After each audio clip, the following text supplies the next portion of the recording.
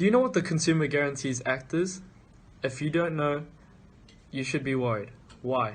Well, for starters, if you are even a business considerably small to medium-sized, the CGA applies to you. The Consumer Guarantees Act, also known as the CGA, is of the utmost importance for businesses to comply with. Who do we owe this responsibility to? Consumers. Consumers can be any person who purchases goods or services for use. This could range from suppliers to store customers. The CGA provides certain guarantees to consumers that purchase goods or services from businesses.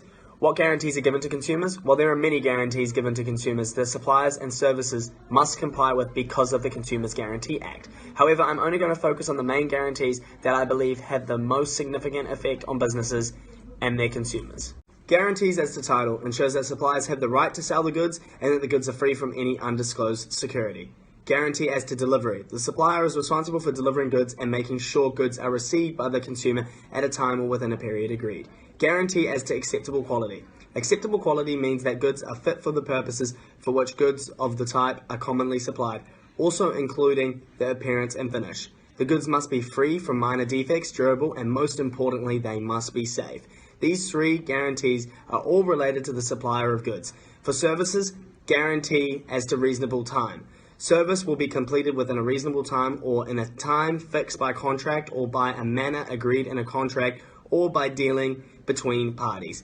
Guarantees provided to consumers dealing with the issues revolved around manufacturers would be the guarantees as to repairs and spare parts. This ensures the manufacturer will reasonably attempt to ensure repair and supply of parts are available for a reasonable time after the goods are first supplied in New Zealand. Now, let's talk about rights. What rights do consumers have if, for example, they aren't satisfied with the goods or services? Well, we've decided to address two rights. Firstly, the rights against suppliers of goods. Do consumers have rights against suppliers? Well, it depends on whether the failure has a remedy, which indicates that it can be fixed. Consumers may require the supplier to either repair the goods or refund if they cannot fix the product. Failure to do so, the consumers can enlist other professional assistance to fix the goods with the supplier, potentially paying all reasonable costs, as they can be liable to pay all costs incurred when fixing goods. Now, if the failure cannot be remedied, you have different rights. Consumers may reject goods by notifying the suppliers. However, consumers can lose these rights if they do not exercise it within a reasonable time frame. Secondly, rights against suppliers of services. If the failure can be solved, the consumer can require the supplier of services to do so within a suitable time frame. It can be similar. Consumers can get other businesses to fix the issue, and the original supplier can pay all costs incurred. On the other hand, if it cannot be remedied or they are unfit for common purpose, the consumer may cancel the contract. This can be arranged by word of mouth or conduct the intention to cancel. It could be said then that any cancellations will not be taken in effect until the supplier is aware of the cancellation. Consumers may also obtain damages for any foreseeable loss resulting from the failure of goods. Given the many rights held by consumers under the CGA, you might be inclined to try to avoid these duties by contracting out of the Act. This is possible only in restricted circumstances where the following criteria are met. All parties to the exchange must be in trade. In other words, it must be a business-to-business transaction. There must be an agreement in writing by which all parties agree to contract out, such that the buyer of the good or service waives their rights under the Act.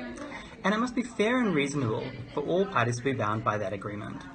If any of these are not met, as is true of regular consumer transactions, attempting to contract out is an offence under the Fair Trading Act, and you could be liable for a fine of up to $200,000 for an individual or $600,000 for a corporation. What does all of this mean to you, the business owner? When selling to consumers, your goods and services must meet the standards set out in the CGA. If they do not, you need to be prepared to provide repair, replacement, refund, or compensation for damage in the case of failures of substantial character. It's more cost-effective to provide a quality product once than to provide remedies under the Act. Hey, welcome to JB Hi-Fi. How can I help you? Hey, sorry, my laptop stopped working. I was wondering if I could get my laptop replaced. Okay, well, do you have the 1-year warranty with that, sir? Oh no, sorry, I don't have that warranty for my laptop. Okay, well, because unfortunately you don't have the 1-year warranty, we will not be able to repair that laptop, so you're going to have to buy another one. Actually, you don't.